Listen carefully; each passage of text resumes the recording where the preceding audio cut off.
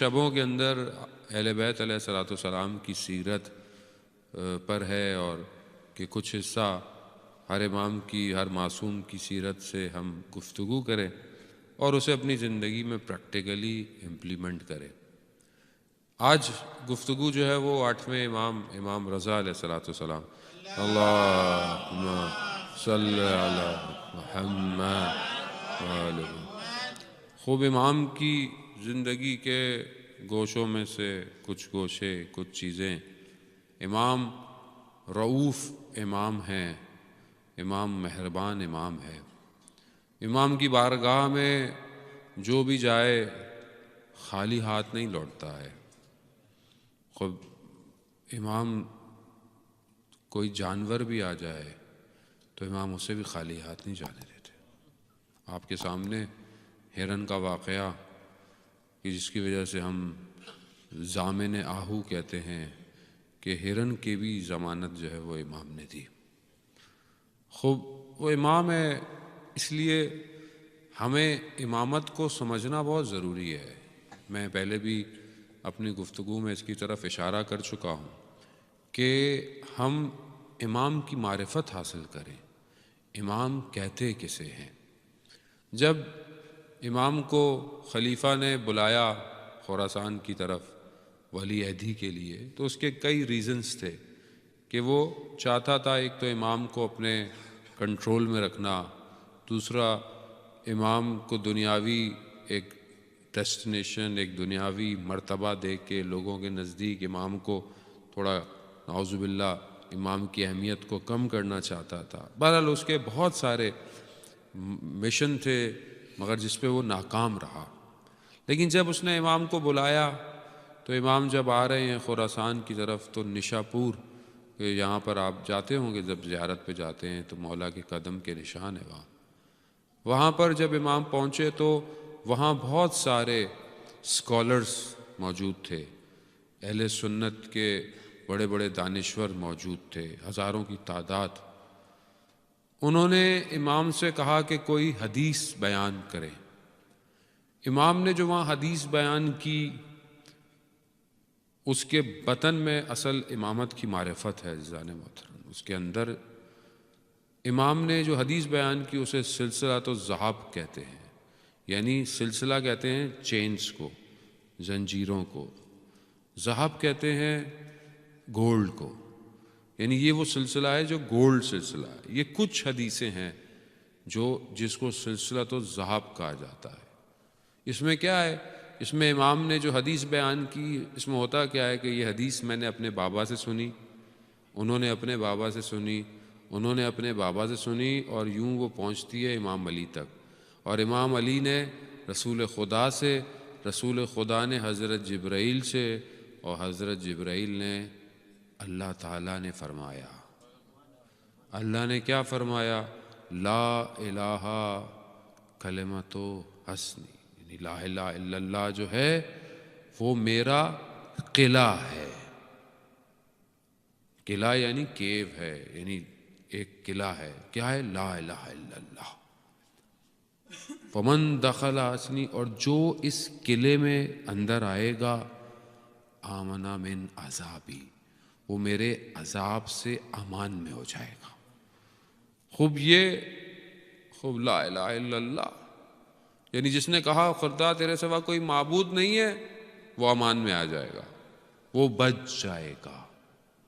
کئی لوگ تھے جو لکھ رہے تھے اس حدیث کو۔ امام نے یہ کہا اور امام کی سواری چل پڑی، پھر رکی، پھر امام نے اپنی سواری محمل کا پردہ ہٹایا اور کہا کہ اس کی کچھ شرائط ہیں، اور انا من شروطہا، یعنی اس قلعے میں داخل ہونے کی شرائط ہیں، کچھ پریکوزٹ ہیں، کچھ ایسے نہیں داخل ہو سکتا ہر کوئی، اور ان شرطوں میں سے ایک شرط میں ہوں، یعنی اگر تم مجھے امام مانو گے تو پھر اس میں جاؤ گے۔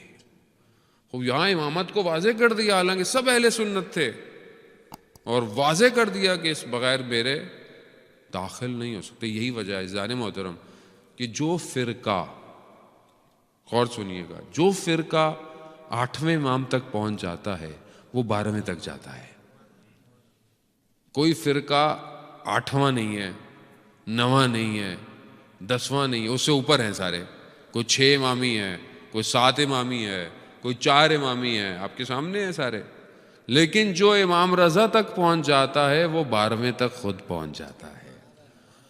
یہ امامت ہے، معرفت ہے. امام نے کہا کہ جو میرے دروازے پر آئے گا وہ کامیاب ہی جائے گا.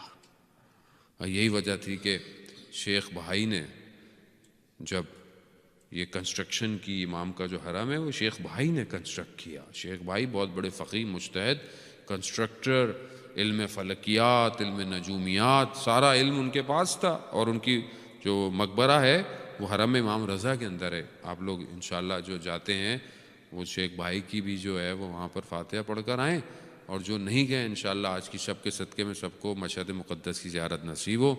لاہیا خوب. انہوں نے جب یہ بنا رہے تھے تو انہوں نے جو دروازہ بنا رہا تھا اس کو تعویذ دیا کہ جب یہ دروازہ بناؤ تو دروازے میں یہ تعویذ لگا دینا.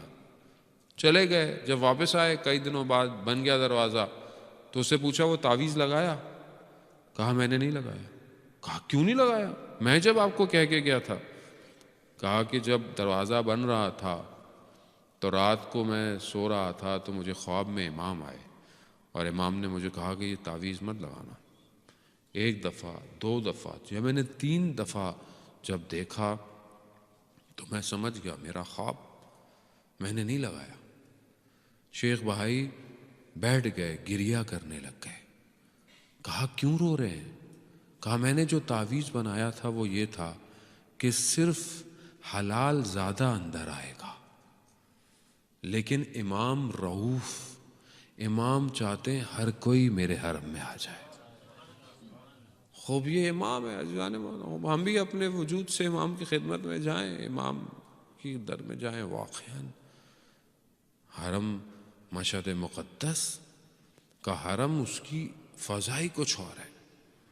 یعنی جو جا چکے ہیں انہیں احساس ہوتا ہوگا. مجھے تو کئی سال ہو گئے. ہماری تو خیر زندگی امام نے تبدیل کی. ہم تو زیارت پہ گئے تھے، امام نے ہمیں بولا حوضے آ جاؤ. تو ہماری تو زندگی اسی امام سے جڑی ہوئی ہے. آپ جائیں ابھی تک وہی خوشبو آتی ہے جو پہلی دفعہ آئی تھی. خوب یہ کیا ہے؟ خوب ملاقوت ہے حرم کا. حرم میں امام ہیں، بیٹھے ہوئے ہیں، امام کا مسند لگا ہوا ہے. جو جاتا ہے گویا امام اسے دیکھ رہے ہیں. امام ہے. ایک عارف نے امامی کے حرم میں دیکھا کہ اس دروازے سے کوئی آتا ہے. آپ کو پتہ ہے کتنا بڑا حرم ہے؟ شہر کا ٹریفک نیچے سے جاتا ہے، اتنا بڑا حرم ہے. ادھر سے دیکھ رہا ہے، کوئی کہاں سے دیکھ رہا ہے. تو اس عارف نے کہا کہ یہ کیسے ہو سکتا ہے کہ امام، یہ سب سلام کرتے ہیں، امام سب کو جواب دیتے ہیں، کیسے ہو سکتا ہے؟ تو اچانک سے جب حجاب اٹھا تو اس نے دیکھا کہ ہر زائر کے برابر میں امام موجود ہے. یعنی ہر شخص کے لیے امام ہے. عزیزان محترم، امام بھی فرماتے ہیں کہ امام کی زندگی کے چیزیں جو ہم اپنی زندگیوں میں شامل کریں، امام کے اندر جو صفات پائی جاتی تھی، امام میں جو خوبصورتیاں پائی جاتی تھی، ہم اس کو فالو کریں.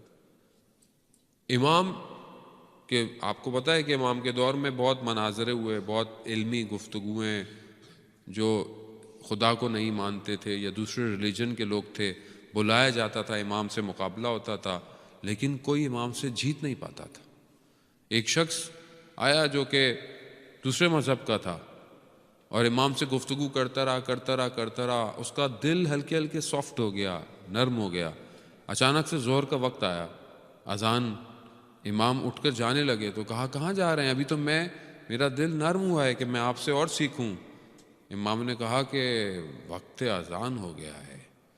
تو لوگوں نے بولا کہ اگر یہ مولا بیٹھے رہے تھوڑی دیر، یہ مسلمان ہو جائے. امام نے بولا مسلمان ہو یا نہ ہو، رب بلا رہا ہے.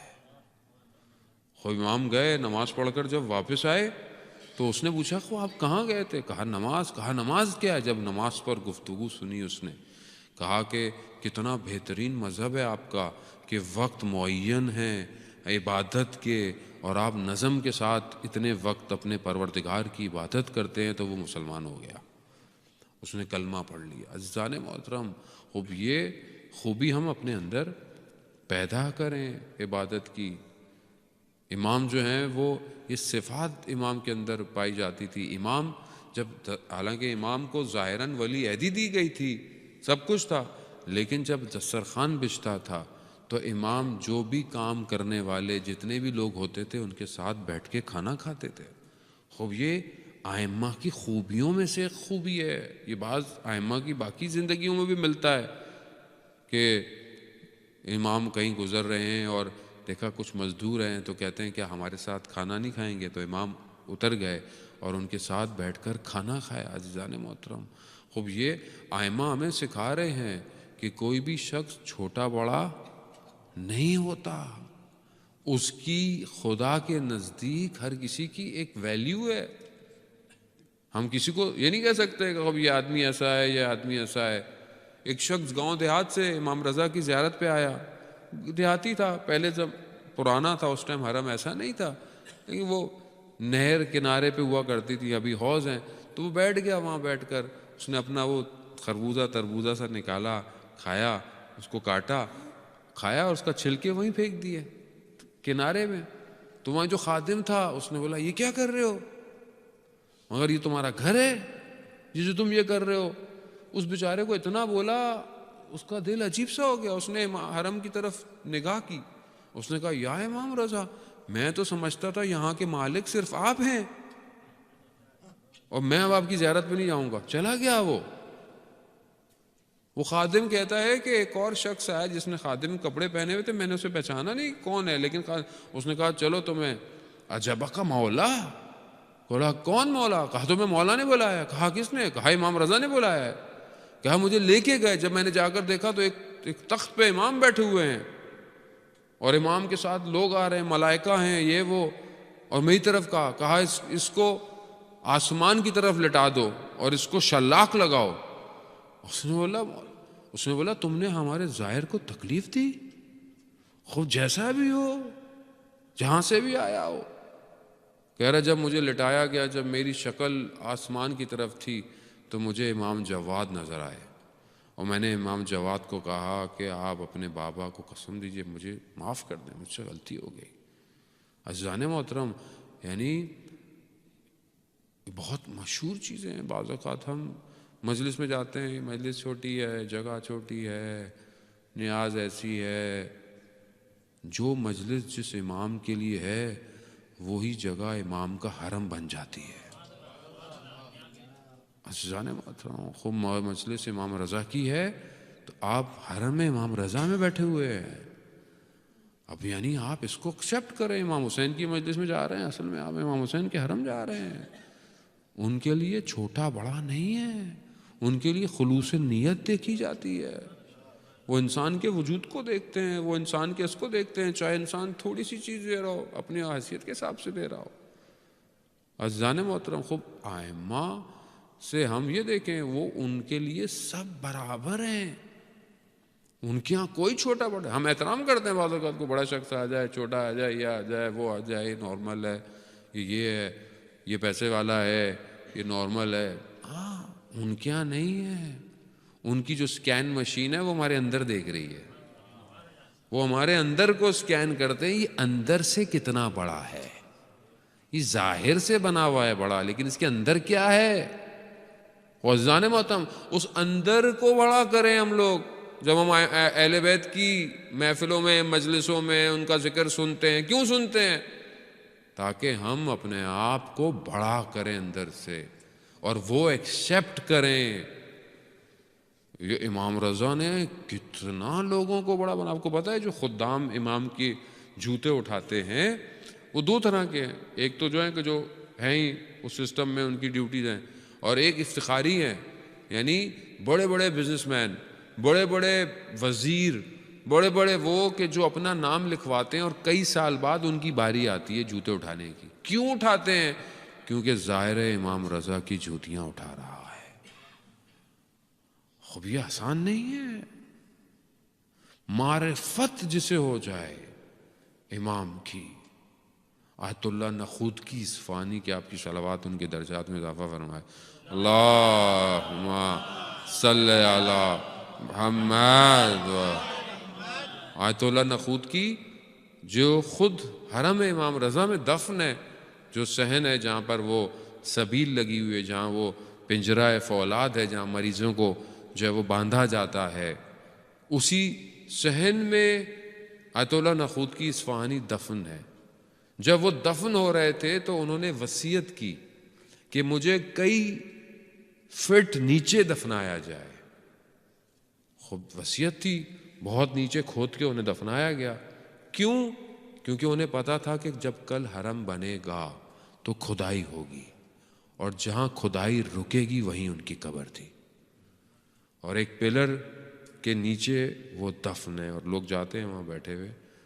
وہ حرم امام رضا میں عبادت کیا کرتے تھے. خادم کہتا ہے کہ رات کو یہ مجھے انہوں نے کہا کہ میں چھت پہ عبادت کر رہا ہوں حرم کی، دروازہ بند کر دینا، صبح کھول لینا.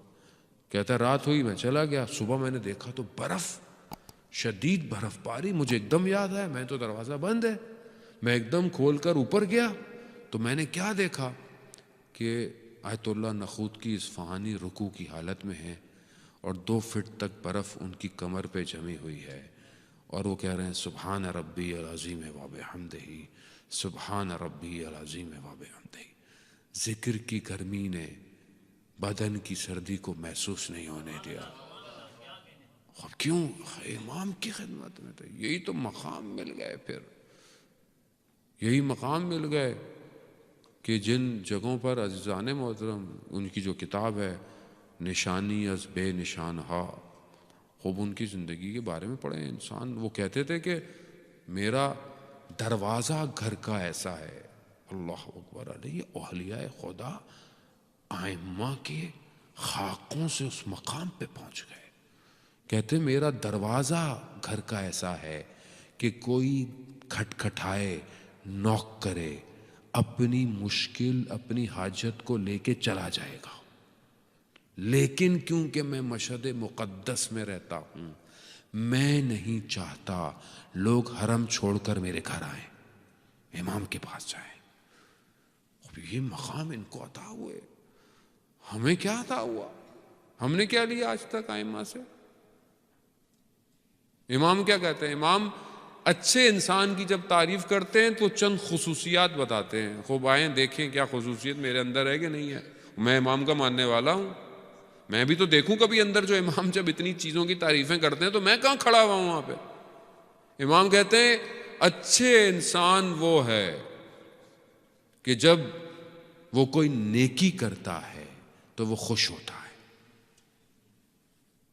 احسنوا واستبشروا. جب وہ نیکی کرتا ہے وہ خوش ہوتا ہے.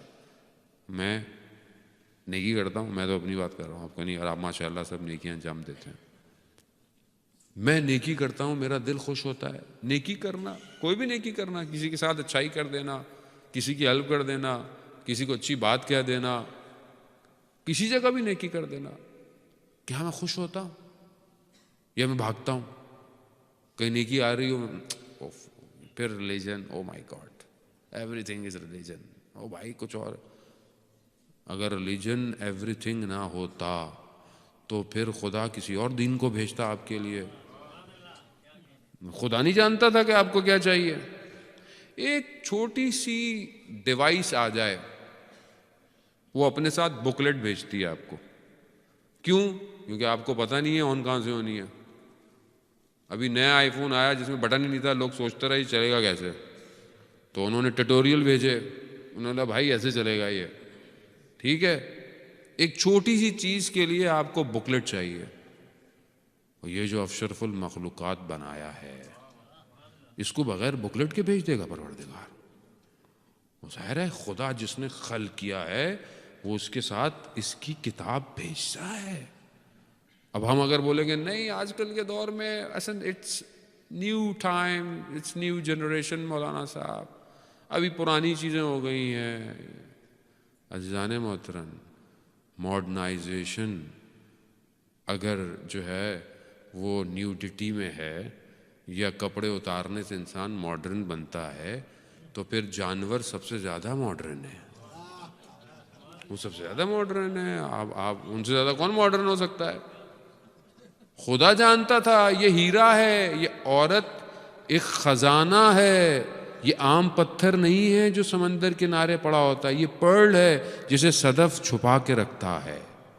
یہ ہے خاتون. خوب سے ڈھانپے ہیں. جب قرآن کہہ رہا ہے تو قرآن کہہ رہا ہے، اللہ کہہ رہا ہے. تو مومن نیک آدمی اچھی خصوصیت یعنی نیکی کرتا ہے تو کیا کرتا ہے؟ خوش ہوتا ہے. اور جب غلطی کرتا ہے، گناہ کرتا ہے، استغفار کرتا ہے. میں اپنی بات کر رہا ہوں. میں جب غلطی کرتا ہوں میں خدا کی بارگاہ میں استغفار کرتا ہوں. یہ دوسری نشانی ہے. اور جب اس کے اوپر کوئی مشکل آتی ہے تو یہ صبر کرتا ہے. کوئی پریشانی اس پر آئے یہ صبر کرتا ہے. میں صبر کرتا ہوں. کوئی پریشانی، کوئی بیماری، کوئی حادثہ، کوئی نقصان، صبر کرتا ہوں. اور جو اس کے پاس ہوتا ہے یہ اس سے انفاق کرتا ہے، یہ لوگوں کو دیتا ہے. کیا میں دیتا ہوں؟ کیا میری عادت بھی ہے دینے کی یا نہیں؟ میں ایز اے مولانا تو لیتے ہی رہتے ہیں لوگوں سے. خب میں بھی کسی کو دیتا ہوں کچھ کی نہیں دیتا. خوب بھائی سوال ہے، یہ میرے اپنے لیے ہے. یہ حدیث روایتیں صرف آپ کے لیے تھوڑی ہے، میرے لیے بھی ہے یہ. تو میں اپنی زندگی میں دیکھوں کہ میں بھی کسی کو کچھ دے رہا ہوں کہ نہیں دے رہا. خوب یہ بہت ضروری ہے عزیزان محترم. یہ جو انسان کی خصوصیتیں ائمہ بتاتے ہیں ہمیں ان کو لکھ لینا چاہیے، اور پھر اس کے بعد میں دیکھوں کہ میں کہاں کھڑا ہوں. جب قرآن مومن کی نشانیاں بتاتا ہے کیا کہتا ہے؟ یہ اپنی عبادتوں میں، نمازوں میں خشیت الہی یعنی خدا کی بارگاہ میں ڈرتے ہیں، روتے ہیں، گریہ کرتے ہیں. میری نماز میں کبھی گریہ ہے؟ میری دعاؤں میں کبھی گریہ ہے؟ خب یہ پھر قرآن کس کی باتیں کر رہا ہے؟ کسی اور کی؟ میرے اندر کب یہ خصوصیتیں پیدا ہوں گی؟ میں کب ان کو دیکھوں گا عزیزان محترم؟ خب یہ ضروری ہے. ایسے تو زندگی گزرتی چلی جا رہی ہے اور ایک دم میری زندگی بھی آف ہو جائے گی. اور پھر کیا ہوگا؟ آیت اللہ حائری جزدی جنہوں نے حوزہ علمیہ کم تاسیس کیا، وہ ایک عالم دین کے خواب میں آئے.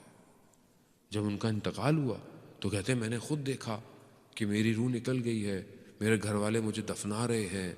میں نے دیکھا دفنا کر چلے گئے، اور میں نے دیکھا کہ آگ کے گولے آ رہے ہیں، آگ، فائر. مجھے خوف آیا کہ میری جان نہ نکل جائے. لیکن آگ میرے قریب آتی، فائر، تو میں نے دیکھا کہ ایک لائٹ، ایک نور آ رہا ہے. نور جتنے قریب آیا یہ فائر اتنی دور چلی گئی اور دور چلی گئی. تو میں نے اس روشنی سے، اس نور سے کہا آپ کون ہیں؟ اگر آپ نہ آتے تو میری تو زندگی ختم ہو جاتی. حکم موت تھی، حالانکہ روح کے اوپر عذاب تھا. تو اس نور سے آواز آیا میں امام رضا ہوں. تم 36 دفعہ 36 ٹائم میری زیارت پہ آئے ہو، میں بھی 36 ٹائم تمہاری زیارت پہ آؤں.